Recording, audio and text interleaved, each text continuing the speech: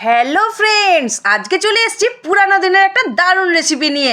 আর পুরানো দিনের রেসিপি বানানোর জন্য এই ফুলটা কিন্তু এই সময়ই পাওয়া যায়। আর আজকে এই ফুলটা দিয়েই কিন্তু দারুণ একটা রেসিপি বানাবো। এই ফুলটাকে আমরা এখানে কোঙা ফুল বলে থাকি, আবার অনেকে কেউ ঝুমকো ফুল বলে, কেউ যুক্তি ফুল বলে, অনেকে অনেক রকম বলে। আমরা এখানে এটাকে কোঙা ফুল বলে থাকি। আর এই ফুলটা কোটা থেকে শুরু করে রান্না পর্যন্ত সব তোমাদের সাথে শেয়ার করব। এই ঝুমকো ফুলটা কোটাও কিন্তু খুব সহজ, মোটাটা ধরে জাস্ট এইভাবে পাকিয়ে ছিঁড়ে নেওয়া। আমি সব ফুলগুলো একেবারে কুটে খুব সুন্দর করে পরিষ্কার করে ধুয়ে নিয়ে চলে এসেছি। এবার রান্নাটার জন্য নিয়েছি 2 কোয়া রসুন কুচি আর মিডিয়াম সাইজের একটা পেঁয়াজকে একটু মিডিয়াম সাইজ করে কেটে নিয়েছি। আর নিয়েছি একদম ছোট ছোট করে ডুমো ডুমো করে কিছুটা আলু আর সজনা ডাঁটা তোমরা নিতেও পারো, নাও নিতে পারো, দিলে কিন্তু দারুণ লাগে খেতে। চলো এবার রান্নাটা করে নেওয়া যাক।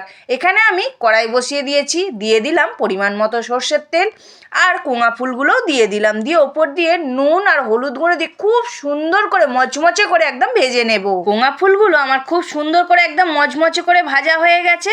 এবার এটাকে একটা পাত্রের মধ্যে তুলে রেখে দেব।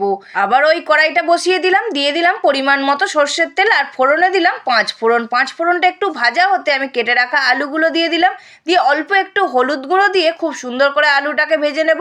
দেখো বন্ধুরা, আমার এখানে কিন্তু আলুটা ভাজা হয়ে গেছে, বেশি ভাজার দরকার নেই, কেন পেঁয়াজ আর রসুন দিয়ে আমি আবারও ভাজবো।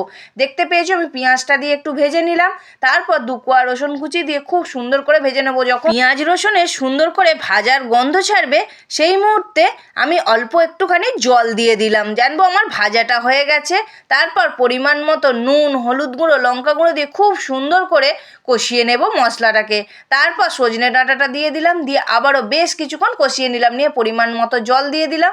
এবার আলুটা সিদ্ধ হওয়ার পর দেখাচ্ছি, দেখো বন্ধুরা কতটা সুন্দর হয়েছে। একদম যখন শুকনো শুকনো হয়ে যাবে, জলটা একদম মরে যাবে, সেই মুহূর্তে আমি কোঙা ফুলগুলো দিয়ে দেব, মানে ভাজা কোঙা ফুলগুলো দিয়ে খুব সুন্দর করে এইভাবে নাড়িয়ে নাড়িয়ে একদম শুকনো শুকনো করে নিতে হবে। আর আমি এখানে আর একটা জিনিসও দিলাম, সেটা হচ্ছে বাটা মাছ ভাজা। বাটা মাছগুলোকে কিন্তু এরকম ছোট ছোট করে একটু কেটে দিতে হবে, বড় বাটা মাছ দিলে চলবে না। ব্যাস আমার এখানে তৈরি হয়ে গেল আলু, সজনে ডাঁটা আর বাটা মাছ দিয়ে কোঙা ফুল দিয়ে চচ্চড়ি।